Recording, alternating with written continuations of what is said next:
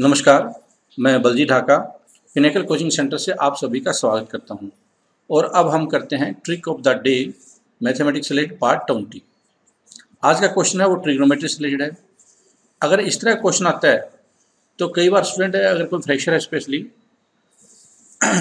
वो इसको स्टेटमेंट बड़ी सी स्टेटमेंट को देख कर डर सकता है और उसको लगेगा पता नहीं हो या नहीं हो।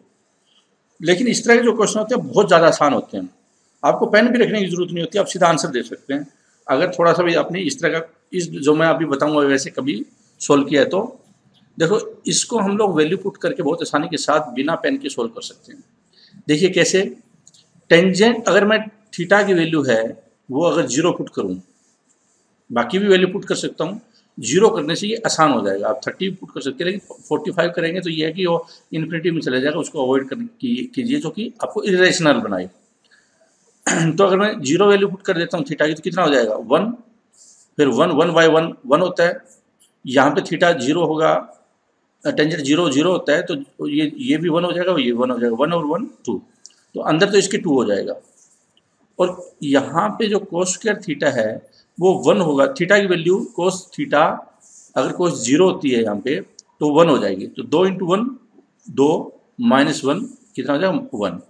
तो 1 और 2 की गुना कितना हो जाएगा, आंसर डी हो जाएगा। तो आप मेंटल कैलकुलेशन करके आंसर है तुरंत दे सकते हैं। हमने क्या किया दोबारा बता देता हूँ। हमने थीटा की वैल्यू 0 रख दी। इससे क्या है कि टेंजेंट 0 होता है तो यहाँ पे 1 हुआ, यहाँ पे ऐसे हुआ 1, और यहाँ पे हुआ ऐसे, और यहाँ पे फिर ऐसे, और यहाँ पे ऐसे। तो अंदर तो हुआ 2। अब बाहर क्या हुआ, यहाँ पे इसकी वैल्यू अगर 0 रखते हैं थीटा की तो ये 1 हो जाता है, क्योंकि कोस 0 1 होगा। तो 2 और -1 और इंटू 2 तो कितना हुआ 1 × 2 1 × 2 2। आंसर डी हुआ। एक तो ये तरीका है। अगर आप वैल्यू पुट करने में, क्योंकि इसके लिए थोड़ी आपकी एक्सपर्टाइज चाहिए, थोड़ी आर्ट चाहिए, एक्सपीरियंस चाहिए।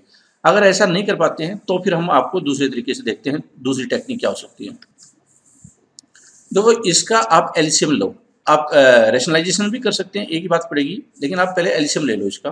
1 - टेंजेंट स्क्वायर थीटा, और ऊपर क्या हो जाएगा 1 + टेंजेंट स्क्वायर थीटा और +2 टेंजेंट थीटा,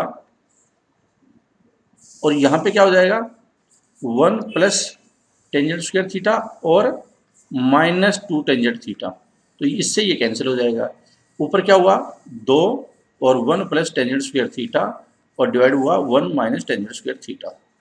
अब इस साइड भी देखो, इसकी जो वैल्यू होती है 2 cos स्क्वायर थीटा -1, ये फॉर्मूला किसका होता है? अगर आपको फॉर्मूला पता हो तो ये होता है 1 - टेंजेंट स्क्वायर थीटा और 1 + टेंजेंट स्क्वायर थीटा। ये एक फॉर्मूला भी होता है। वरना आप इसको कन्वर्ट करना पड़ेगा, चाहिए इसको साइन में कर लो अगर फॉर्मूला पता नहीं है, या फिर यहाँ पे आकर वैल्यू पुट कर लो। अगर आपको फॉर्मूला पता है तो सीधा ये कट जाएगा फिर। लेकिन ये फॉर्मूला आप याद रख सकते हैं, कई जगह पे काम आता है कि 2 cos स्क्वायर थीटा -1 है वो is equal to 1 - tangent square theta divide by 1 + tangent square theta. ये कुछ जगह सीधा यूज हो सकता है, तो आप इसको, और एग्जाम में भी सीधा आ सकता है कि निम्नलिखित में से किसके बराबर है। तो इस क्वेश्चन का एक लर्निंग ये भी है कि आप ये फॉर्मूला याद रख लो 2 cos स्क्वायर थीटा -1।